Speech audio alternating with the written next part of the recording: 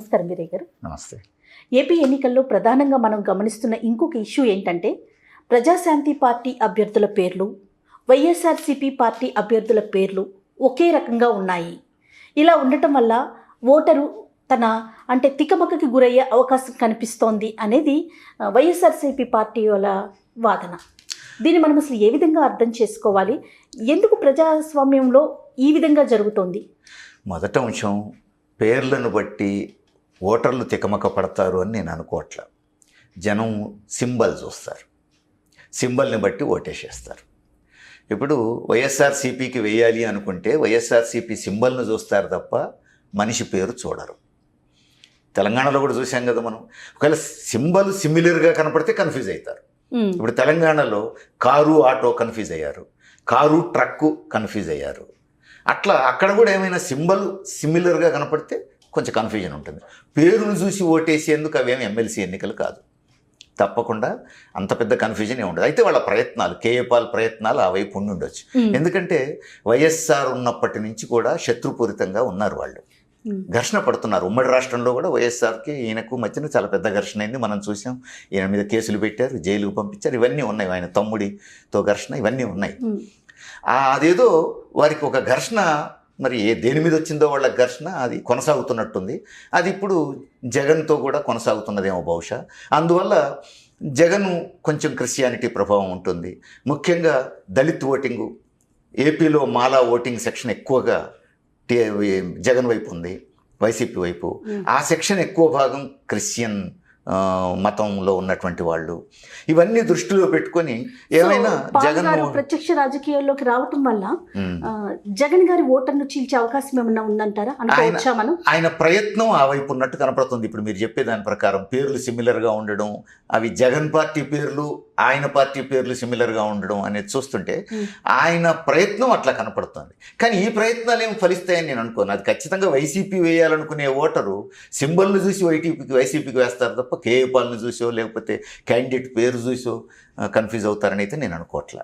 దాని ప్రభావం పెద్దగా ఉండదు. అయితే కేఏ పాల్ గారి గురించి మనం ఒకసారి మాట్లాడుకుంటే, ఎన్నికలకు ముందే ఆయన చేసిన హడావుడి దుందుడుకు తనం అనుకోవచ్చు ఒక రకంగా చెప్పుకోవాలి అంటే.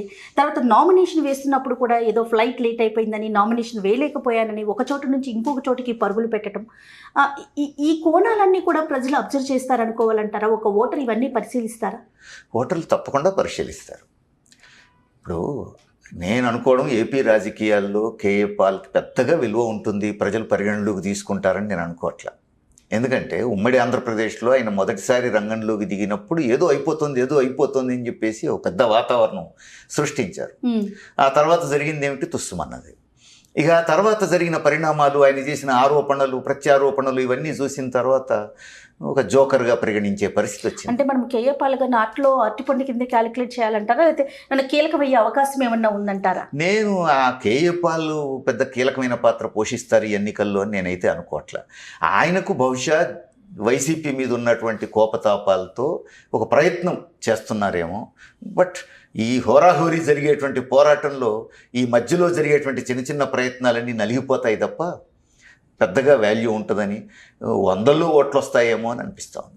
హామీల విషయం చూసుకున్నా కూడా కేఏ పాల్ గారి తరపున కూడా విపరీతమైన హామీలు, అంటే సాధ్యాసాధ్యాలని పక్కన పెట్టి హామీలను గుప్పిస్తారు. ఒక కేఏ పాల్ గారే కాదు, మిగతా అన్ని రాజకీయ పార్టీలు కూడా.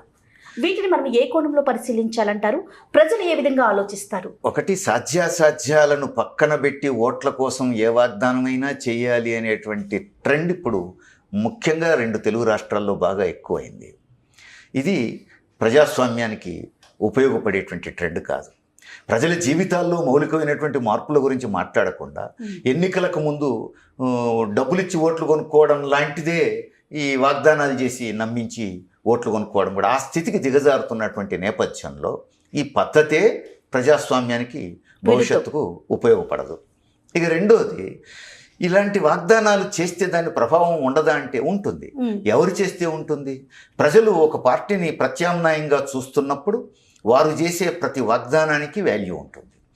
అసలు ప్రజల దృష్టిలోనే లేనటువంటి పార్టీ, ప్రజలు పరిగణలోకే తీసుకోనటువంటి వ్యక్తులు ఎంత గొప్ప వాగ్దానాలు చేసినా జనం అసలు పట్టించుకోరు. ఇప్పుడు కేఏ పాల్ గారు ఎన్ని వాగ్దానాలు చేసినా పెద్దగా పట్టించుకోరు. జగన్ వాగ్దానాలకు, లేకపోతే చంద్రబాబు వాగ్దానాలకు, లేకపోతే పవన్ కళ్యాణ్ వాగ్దానాలకు వాల్యూ ఉంటుంది. వాటి మధ్య చర్చ కూడా జరుగుతుంది జనంలో, వాటి ప్రభావాలు కూడా ఉంటాయి. కేఏ పాల్ వాగ్దానాలను ఎవరు పట్టించుకుంటారని నేను అనుకోను. Thank you so much Veeraiah garu. నమస్తే. Thank you. ఈ వీడియో కనుక మీకు నచ్చినట్లయితే లైక్ చేయండి, షేర్ చేయండి. మరిన్ని వీడియోస్ కోసం మా ఛానల్ని సబ్స్క్రైబ్ చేసుకోండి.